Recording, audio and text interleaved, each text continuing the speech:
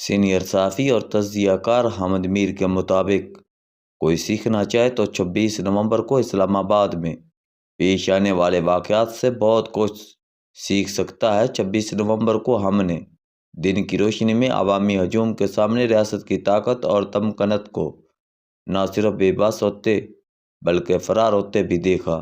پھر 26 نومبر کو رات گیا اسلام آباد کے ریڈ زون میں سب روشنیاں بجھا دی گئیں، بلیو ایریا کی سب عمارتوں کی بجلی بھی بند کر دی گئی۔ جب ہر طرف اندھیرا چھا گیا تو اس اندھیرے میں ریاست نے اپنی طاقت کا اندھا دھند استعمال کیا اور اس تمکنت کو بحال کیا جسے دن کی روشنی میں چھین لیا گیا تھا۔ 26 نومبر کو اسلامی جمہوریہ پاکستان کے دارالحکومت میں دو سیاسی جماعتوں نے بلکہ وفاقی حکومت اور صوبہ خیبر پختونخوا کی حکومت ایک دوسرے کے آمنے سامنے کھڑی تھی، لہٰذا اس دن کے واقعات سے صرف ایک فریق کو نہیں بلکہ دونوں فریقین کو سبق سیکھنے کی ضرورت ہے۔ وفاقی وزراء نے رات کے اندھیرے میں کریک ڈاؤن کے ذریعے تحریک انصاف والوں کو اسلام آباد سے بھگا کر اگلے دن اپنی فتح کا اعلان کیا، اور وزیر اعلیٰ خیبر پختونخوا علی امین گنڈاپور کو بھگوڑا قرار دیا۔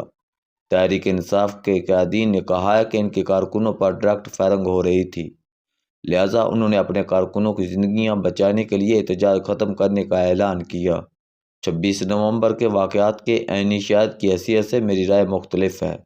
اس دن نہ تو وفاق نے صوبے پر فتح پائی ہے اور نہ ہی تحریک انصاف کے کارکن پارٹی قیادت کے کہنے پر اسلام آباد سے واپس گئے۔ ہمیں یہ ماننا پڑے گا کہ بطور ریاست اور بطور قوم یہ ہم سب کی شکست کا دن تھا۔ دن کی روشنی میں تمام ریاستی اداروں کی طاقت کو شکست ہوئی اور رات کے اندھیرے میں تحریک انصاف کے کارکنوں کا جوش و جذبہ شکست کھا گیا، کیونکہ پارٹی کی قیادت موقع سے فرار ہو گئی۔ تحریک انصاف کی نئی سیاسی رہنما بشرا بی بی نے بار بار کہا تھا کہ وہ ہر صورت ڈی چوک پہنچیں گی اور اس وقت تک واپس نہیں جائیں گی جب تک عمران خان راہ نہیں ہوتے۔ علی امین گنڈاپور نے کہا تھا کہ ہم نے گھر والوں سے کہہ دیا ہے کہ ہم عمران خان کے بغیر اسلام آباد سے واپس نہیں آئیں گے، اور گھر والوں سے کہہ دیا ہے کہ وہ واپس نہ آئیں تو ہمارے جنازے پڑھ لینا۔ یہ تو ماننا پڑے گا کہ بشرا بی بی اور علی امین گنڈاپور کا قافلہ تمام رکاوٹیں توڑتا ہوا اسلام آباد کے ریڈ زون کے قریب پہنچ گیا۔ جن وفاقی وزراء نے دعویٰ کیا تھا کہ تحریک انصاف والوں کو کسی صورت میں اسلام آباد نہیں آنے دیں گے، وہ سب 26 نومبر کی دوپہر کو حیران رہ گئے جب تحریک انصاف والے ڈی چوک میں پہنچ کر وہاں کنٹینرز پر چڑھ کر اپنے جھنڈے لہرا دیے۔ جب میں نے دیکھا کہ کنٹینرز پر موجود رینجر کے جوان تحریک انصاف والوں سے ہاتھ ملا کر پیچھے کی طرف جا رہے ہیں تو معلوم کیا کہ تحریک انصاف کی قیادت ریڈ زون کی طرف آ رہی ہے یا نہیں۔ پتہ چلا کہ تحریک انصاف کے کچھ رہنما ڈی چوک جانے کی مخالفت کر رہے ہیں کیونکہ ان کے خیال میں مذاکرات کے ذریعے عمران خان کو رہا کرانا آسان ہو گیا ہے۔ کافی دیر تک تحریک انصاف کا کوئی رہنما ڈی چوک نہیں آیا بلکہ یہ صاحبان چائنا چوک آ کر رک جاتے ہیں۔ کارکن اپنی رہنماؤں سے لڑتے رہے کہ آگے بڑھو۔ رہنماؤں کا خیال تھا کہ اگر سیکورٹی فورسز نے فائرنگ شروع کر دی تو لاشیں گریں گی۔ اس دوران واقعی فائرنگ اور آنسو گیس کی شیلنگ شروع ہو گئی۔ کارکنوں نے مزاحمت کی لیکن پھر پیچھے ہٹتے گئے۔ مغرب تک ڈی چوک کو مظاہرین سے خالی کرا لیا گیا تھا اور پھر چائنا چوک پر موجود ہجوم کے خلاف کریک ڈاؤن کے لیے اندھیرے کا سہارا لیا گیا۔ میں نے آنسو گیس کے دھوئیں اور گولیوں کی تھرتھراہٹ میں مظاہرین اور سیکورٹی فورسز کے درمیان گھوم پھر کر بہت سے سوالات کے جواب تلاش کیے۔ اہم ترین سوال یہ تھا کہ تحریک انصاف کا قافلہ اسلام آباد کے اندر کیسے آ گیا۔ کارکنوں کا کہنا تھا کہ وہ 2 دن کی مزاحمت سے رکاوٹیں ہٹا کر آئے ہیں۔ پولیس، رینجر اور ایف سی والوں کا کہنا تھا کہ ہم نے شہر کے داخلی راستوں پر زیادہ مزاحمت اس لیے نہیں کی کیونکہ ہجوم بہت بڑا تھا جس میں عورتیں بھی شامل تھیں اور ہم اپنے ہی پاکستانیوں کی لاشیں نہیں گرانا چاہتے تھے۔ ایک اہم بات یہ پتہ چلی کہ اسلام آباد کے تمام راستے 23 نومبر کو بند کر دیے گئے تھے۔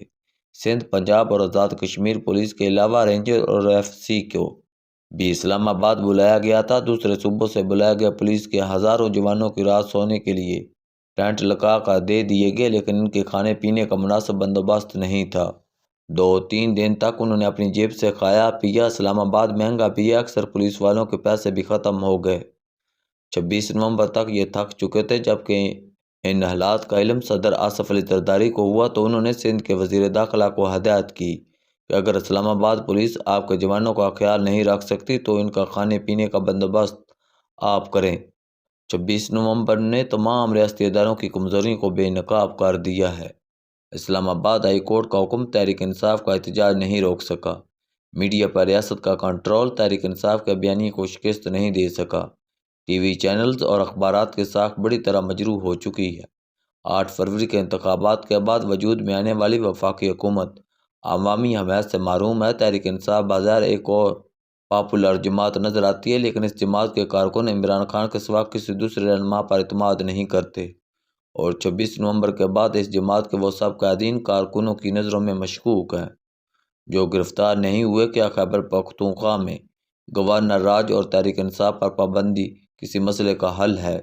مجھے خدشہ ہے کہ تحریک انصاف کے مایوس کارکنوں کی ایک بڑی تعداد واپس جا کر ریاست دشمن عسکری پسندوں کے ہاتھوں میں کھلونا بن سکتی ہے۔ جب بھی سیاسی جماعتیں اور جمہوری ادارے کمزور ہوتے ہیں تو شدت پسند اور مسلح گروہ مضبوط ہو جاتے ہیں۔